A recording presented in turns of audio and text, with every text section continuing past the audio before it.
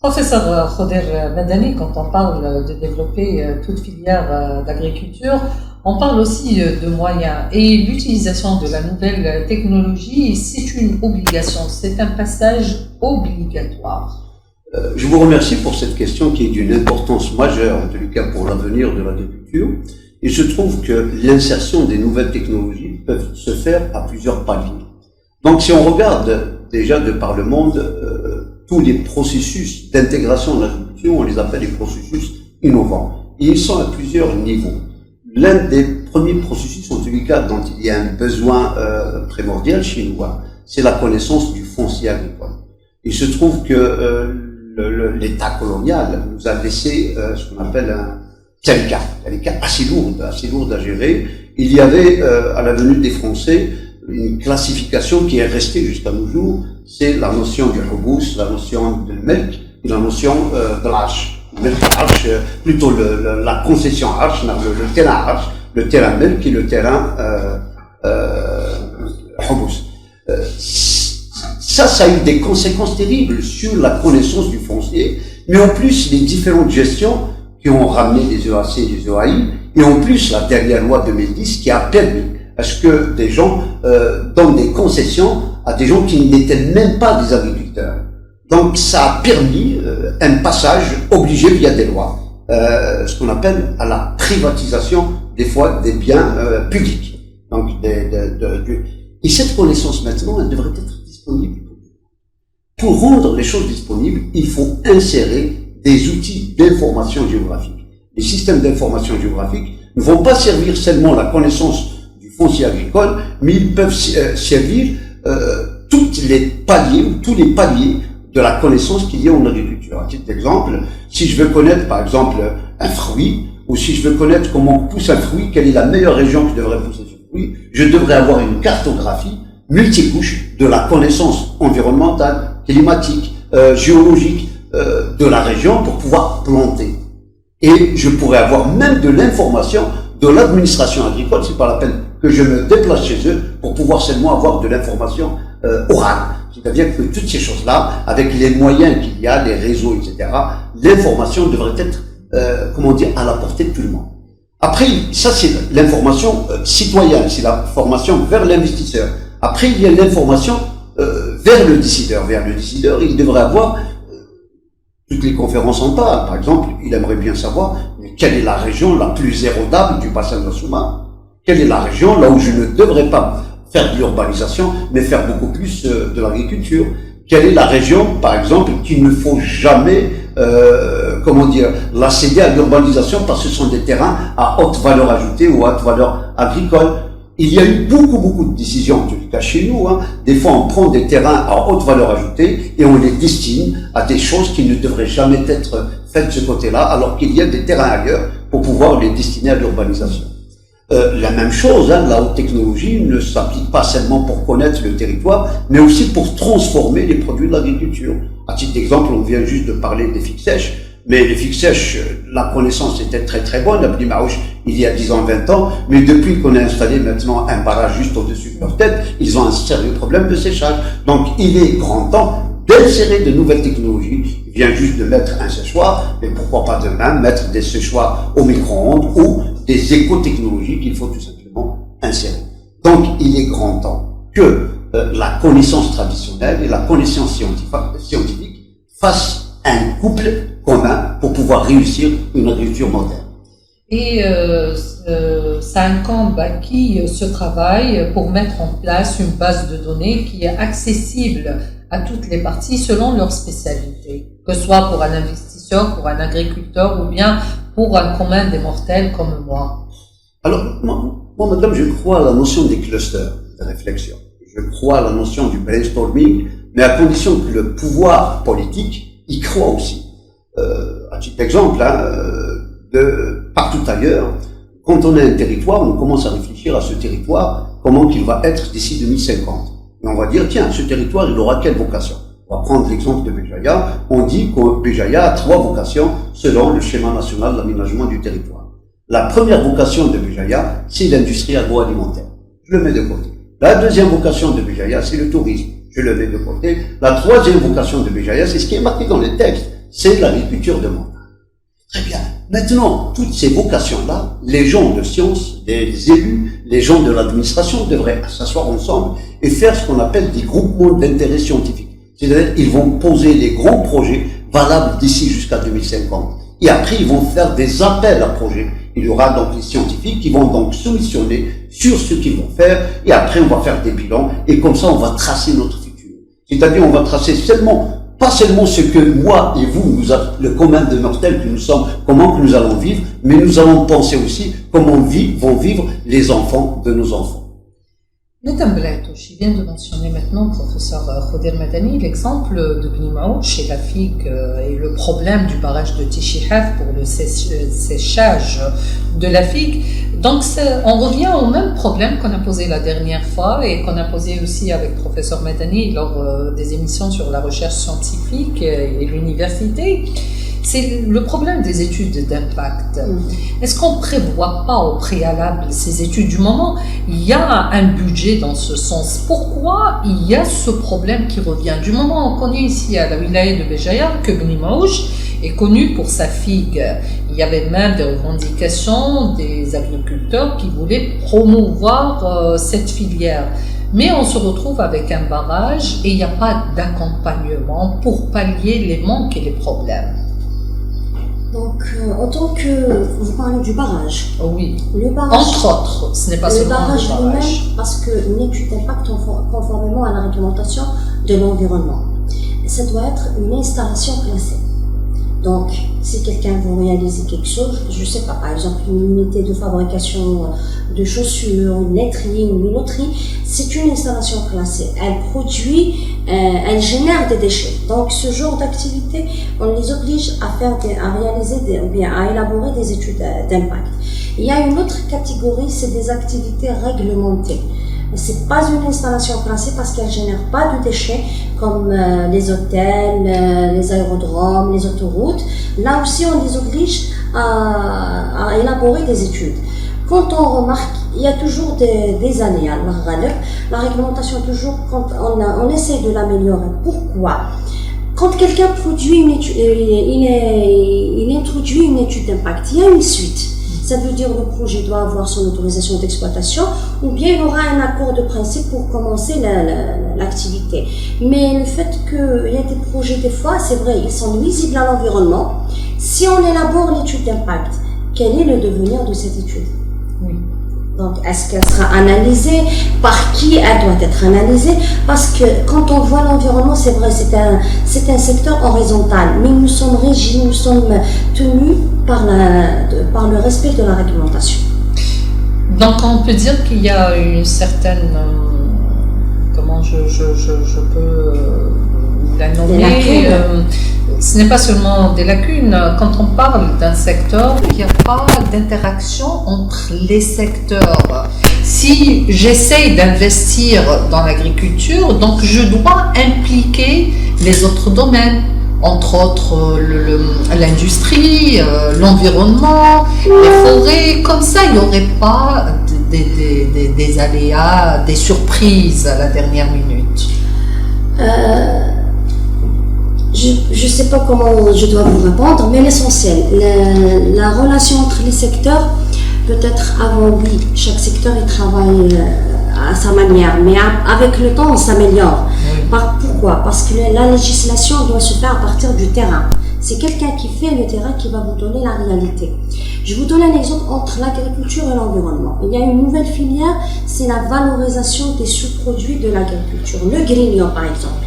Un certain temps, on n'utilisait pas. Personne ne faisait attention. Mais le fait qu'il cause des torts à l'environnement, il est considéré comme un déchet.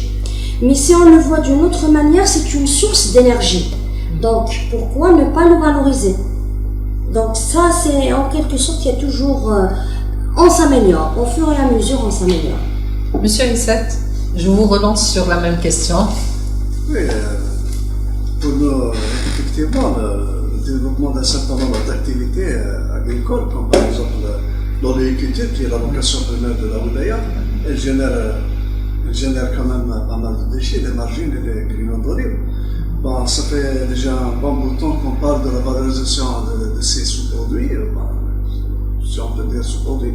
Parce que jusqu'à présent, jusqu'à preuve du contraire, ils sont toujours considérés comme étant des éléments polluants. Et pour nous, les services agricoles, bien sûr, on les défend parce qu'on dit qu'il n'y a pas que nos zodifacteurs qui polluent les oueds. Il y a aussi d'autres polluants. L'agroalimentaire, par exemple. Pour nous, c'est normal, on essaie de discuter avec les autres secteurs de manière à trouver des solutions qui puissent satisfaire un peu tout le monde. Et l'environnement, comme j'ai déjà écouté Mme Laïtouche lors de la dernière conférence, l'environnement n'est pas seulement la responsabilité de votre direction, tout le monde doit être impliqué. Et aussi, je dirais la même chose pour les terres agricoles, la préservation des terres agricoles, même si je sors un peu, j'esquive un peu de la question, c'est aussi On a bien compris. la préservation des terres agricoles, c'est aussi la responsabilité de tout le monde. Très bien. Professeur Ayad, on parle maintenant de pollution, donc s'il n'y a pas un équilibre de l'écosystème, la Terre meurt, l'animal meurt, l'être humain, automatiquement, il va disparaître. Et si on veut promouvoir l'élevage en général, et avoir la bonne chair, la chair tendre. Donc, est-ce qu'il faudrait qu'il y ait des techniques pour ça? Une vache, un mouton ou bien une chèvre, ils ont besoin d'aliments qui favorisent qu'il y ait cette chair tendre qu'on pourrait apprécier et savourer dans la préparation des plats. Tout à fait. Parce que, comment dire, travailler, qu'est-ce que c'est? C'est-à-dire, si on ne lui donne pas les conditions favorables pour une bonne production, parce qu'il ne suffit pas de produire seulement, parce que quand on regarde, c'est ça qui fait la différence entre un élevage bio et un élevage industriel. Et les gens se plaignent, si vous voulez, sur la qualité des viandes. Généralement, on a beaucoup parlé de la viande blanche, le poulet de chair. Généralement, la qualité, elle n'est pas assez bonne. Et pourquoi? Parce que les éleveurs, maintenant, ils ont tendance à se focaliser sur la quantité, pas sur la qualité. Moi, il y a des gens qui viennent quand ils ont des amis, quand ils veulent, pour me concerter sur des élevages, etc. Moi, je les oriente sur un élevage bio, mais qui n'est pas assez rentable. Mais ça reste toujours quelque chose qui est à l'avenir. Les gens ils vont s'intéresser. Et je rebondis un petit peu sur l'aspect coopératif, etc. Maintenant, la qualité de viande, c'est tout à fait, ça va de soi. Si on ne lui donne pas une bonne alimentation, un bon aliment, la qualité, elle est directement impactée. Elle impacte la qualité de viande. Je voulais tout à l'heure intervenir un petit peu sur l'aspect des sous-produits. Moi, je ne les appelle pas chers, même s'il y a certains qui c'est un sous-produit, parce que le grignon d'olive de tout à l'heure, on a fait une étude récemment, on a publié sur le dernier, et on a valorisé le grignon d'olive dans un aspect thérapeutique.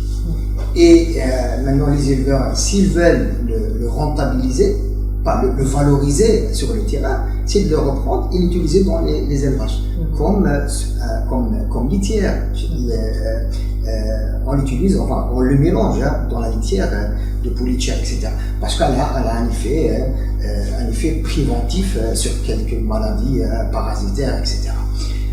Je pense que l'agriculture, c'est pas uniquement le produit de terre, il y a aussi l'animal qui est fortement lié à à ce secteur-là de production. On dit on peut dire que c'est un cycle de vie, ça tourne. C'est un cycle de vie, tout à fait. Voilà. Un cycle de vie qui est, allez, le concept de One World, One Health.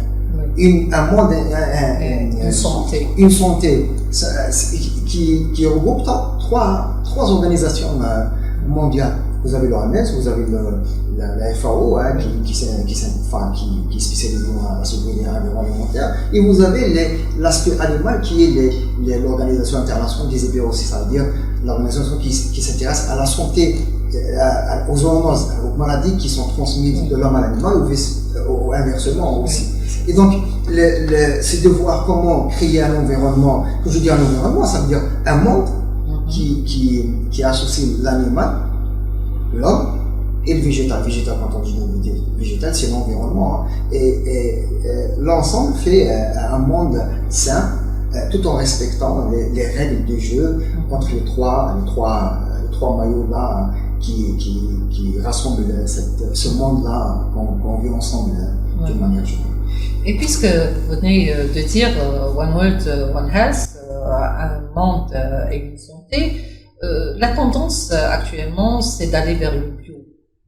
Donc, même dans l'alimentation des animaux, automatiquement, ça va améliorer la santé de l'être humain en général. Mais on dit que le bio coûte cher. Pourquoi ça ne coûtait pas autant, ça ne coûtait pas aussi cher que ça auparavant? Nos parents, nos grands-parents, ils mangeaient bio. Toute production était bio. Est-ce que c'est la nouvelle technologie? On cherche beaucoup plus à industrialiser cette filière de l'agriculture. Oui, d'une part, il y a l'aspect technologique.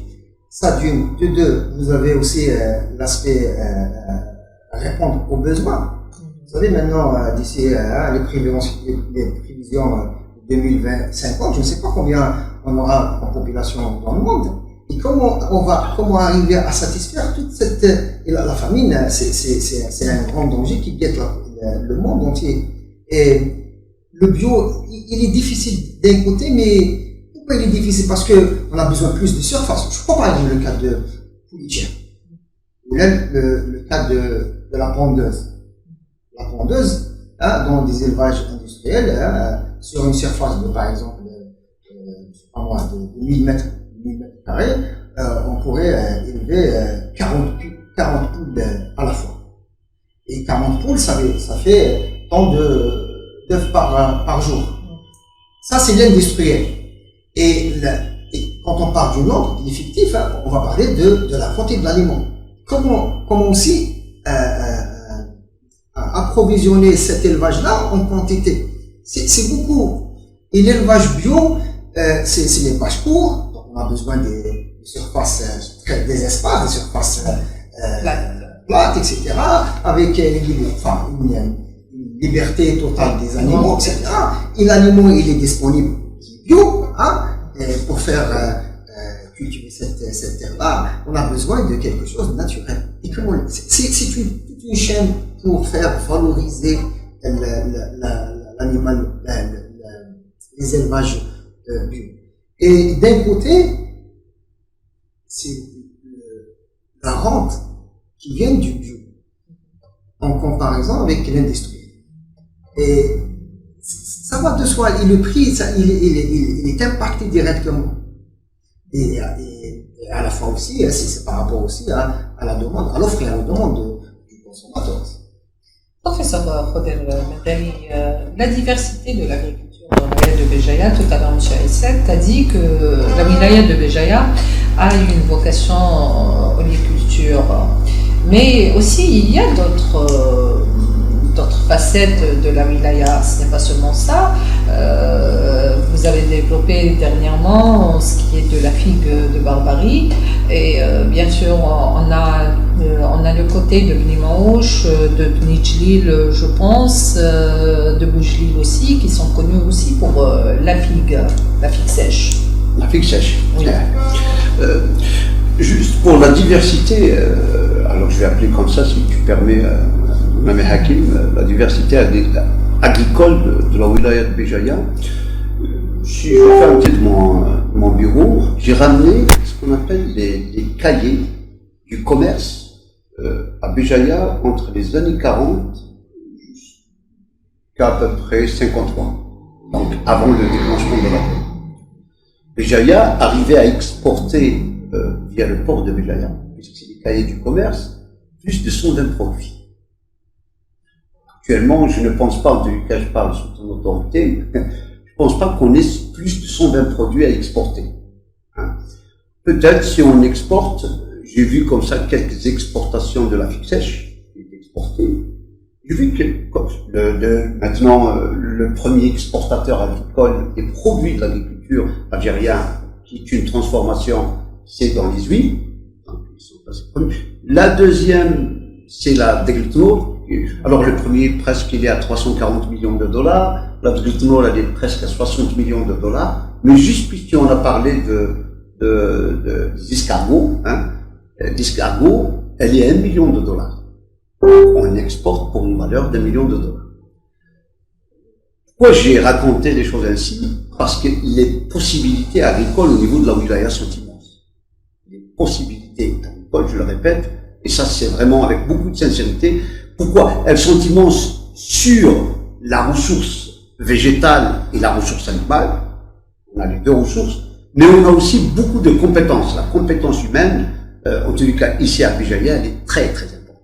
Vous savez que nous avons une compétence qui a de la connaissance. Et ça, c'est vraiment quelque chose d'important. Pour quelle raison? Parce que l'oliculture qui va se déplacer maintenant en dehors de la wilaya de Béjaïa, de Tizi Ouzou et de Bouera, c'est essentiellement les oliculteurs de Béjaïa, de Tizi Ouzou et de Bouera qui se déplacent vers la steppe pour pouvoir donc faire monter l'oliculture à l'échelle nationale.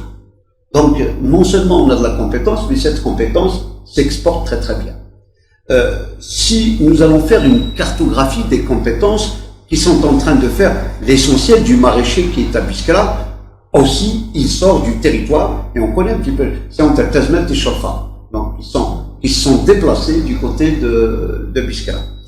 Donc, la ressource humaine existe, le territoire existe, la ressource en eau existe, c'est-à-dire si la ressource en eau ici à Béjaïa, avec les deux grandes nappes, la haute nappe de la Soumam et la basse nappe de la Soumam, sans parler des aménagements des trois barrages qui sont sur la Soumam, Tifsdam, Ain Khal, Tichihaf, et juste derrière Ain Zada, c'est vrai qu'il est en fin de vie, c'est quand même 380 millions de mètres cubes d'eau, sans parler des aménagements des retenues collinaires, et sans parler des gros... En tout cas, c'est peut-être parmi les deux plus grosses nappes d'eau qui existent en Algérie, la haute nappe de la Soumam et la basse nappe de la Soumam. Donc, Béjaïa a beaucoup de ressources. Je répète, en termes de ressources végétales et en termes de ressources animales. Maintenant, pour rentrer sur le cactus. Le cactus, pour quelle raison? Parce que tout simplement, l'un des premiers livres écrits sur le cactus, il date de 1857. C'est un botaniste français qui est venu dans les valises de l'armée coloniale française, et la première des choses, il a commencé à étudier mais que mangeaient les Algériens, qu'est-ce qu'ils plantaient. Ben, il a trouvé que la plante la plus plantée en ces temps-là, c'était le cactus. Et il le dit via le livre du père de l'agriculture actuelle algérienne qu'on appelle Luhmann. Et pour quelle raison il plantait beaucoup le cactus? Parce qu'il l'utilisait comme étant une culture intercalaire. Ça veut dire quoi? Ça veut dire que les Algériens avaient cette habitude de faire des tronçons de cactus, et entre les tronçons, ils faisaient d'autres ressources végétales. À titre d'exemple, nous avons fait un petit test très simpliste au niveau de Sokaras. Sokaras actuellement est le leader algérien dans la plantation du cactus. Parenthèse, je profite de l'occasion, on aimerait bien l'appeler la carmosiculture. Hein. Carmos est un terme pur propre aux Algériens. Et la figuiculture, c'est déjà pris par le ficus carica. Donc c'est mieux qu'on l'appelle carmosiculture. Donc on a fait des petits tests très simples au niveau de Sokaras, ils font de l'orge. L'orge, il est presque à 3-4 quintaux l'hectare. Les rendements sont extrêmement faibles. Mais quand on le fait en intercalaire, au premier essai, on est passé presque à 22 quintaux l'hectare. Ça, c'est seulement... Pour quelle raison? Parce que le cactus, il n'a pas besoin du tout d'engrais. Il n'a pas besoin d'un intrant il n'a pas besoin de matière organique. Secondo, le cactus, juste à la plantation, il n'aura pas besoin que vous lui ramenez de l'eau. D'ailleurs, en termes d'investissement, vous n'avez pas un investissement immense à faire pour l'irrigation. Le cactus commence à devenir fructifère 3 ans après la plantation. Et maintenant, ses capacités en termes de rendement, il n'y a aucune ressource végétale qui peut donner mieux que le cactus. C'est 300 tonnes de raquettes par hectare et 30 tonnes de fruits par hectare. C'est quand même quelque chose. Voilà pourquoi depuis des années, depuis 2009, ce laboratoire il s'est mis avec plus de 9 doctorats seulement sur la dimension cactus. Et depuis, on a produit de la recherche utile. C'est-à-dire, beaucoup d'entrepreneurs passent par ce labo, par exemple, pour comment produire de l'huile, comment faire du vinaigre du cactus, comment faire de la confiture du cactus, comment faire du mucilage du cactus. Donc, on a aidé pas mal d'entreprises, et d'ailleurs pas mal d'étudiants travaillent dans ces entreprises. Donc, ils ont fait leur master sur le cactus, et maintenant, c'est des gens qui sont en train d'innover dans le milieu entreprise. Monsieur Essette, oui. Justement, vous voulez rebondir puisque vous parlez de Béjaïa, c'est une wilaya qui peut produire énormément de richesses, oui, je suis tout à fait d'accord avec vous. Et je voudrais juste étayer votre thèse par un exemple très récent, et ça concerne la production horticole de cette campagne, de la présente campagne, enfin de la campagne 19-20, qui est achevée pour l'agriculture vers la fin mars. Donc la wilaya de Béjaïa, elle a obtenu une production de plus de 19 millions de litres, exactement 19,2 millions de litres pour cette campagne. Je m'excuse, 26,2 millions de litres. 19, c'était l'année passée, la campagne est passée. Donc vous voyez le volume qui est très important pour la wilaya de Béjaïa, plus de 26 millions de litres produits cette année. Donc, quand on a fait des visites à travers l'ensemble des huileries de la wilaya, surtout là où il y a le potentiel, la Haute-Sounan, le potentiel oléicole, surtout au niveau de la Haute-Sounan, à plus de 62%, c'est tout le monde qui pose le même problème, à savoir la commercialisation, l'implémentation de ce produit. Et là, nous avons un produit, et là, on revient exactement au problème qui a été posé tout à l'heure, à savoir l'organisation des filières, la coopérative, les activités d'appui. Eh bien, il n'y a aucune huilerie, aucun oléifacteur qui présente une huile qui répond aux normes internationales pour qu'il soit exporté. Ouais, donc, ça, c'est un. Mais la richesse, elle est bel et bien là, elle existe pour notre wilaya. Je voulais juste étayer par ce qu'a dit tout à l'heure le professeur, par un exemple récent. Et il faut protéger, bien sûr, toute cette richesse. Oui, tout à fait, pour la protection, justement. Tout à l'heure, quand on avait parlé de la nécessité de l'existence des activités d'appui autour de l'exploitation agricole, parce que c'est un véritable enjeu. À mon humble avis, on est obligé de créer cette dynamique. Il faut créer cette dynamique pour permettre à cette exploitation, pour lui permettre d'avoir une activité pérenne et aussi de se consacrer à son activité qui est celle de produire. Donc, on n'a pas d'autre choix. Il faut continuer à produire. Maintenant, il faudrait aussi penser non seulement à produire en quantité, mais aussi en qualité. Et pour ce faire, il faut à tout prix créer ces unités-là de manière à créer des échanges donc, et aussi de la complémentarité. L'un complète l'autre, des éléments complémentaires comme en mathématiques. Et à titre d'exemple pour les mathématiques, il y avait un philosophe qui avait dit, un grand philosophe dont j'oubliais le nom, les mathématiques est le seul langage à travers lequel un savant ou un chercheur puisse parler. الرياضيات هي اللغة الوحيدة التي يستطيع العالم أن يتحدث بها.